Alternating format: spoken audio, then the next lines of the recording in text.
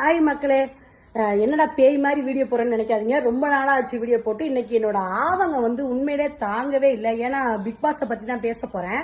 நேத்து நடந்த எபிசோட நான் இன்னைக்குதான் பார்த்தேன். என்னால ஜீர்ணிக்கவே முடியல. இந்த வீணா போன கமுர்தினும் இந்த வீணா போன பார்வும் செம்ம காண்டாகுது மக்களே. எனக்கு அவ்வளவு ஒரு கோவம் வருது. எனக்கு என்ன பண்றதுன்னு தெரியல. அவங்க சாண்டா என்ன இது பண்ணாலும் இருக்கட்டும், அவங்க என்னென்ன வார்த்தை கேட்பேன். உண்மையிலே நீ வீணா போன காமுதாண்டா நீ.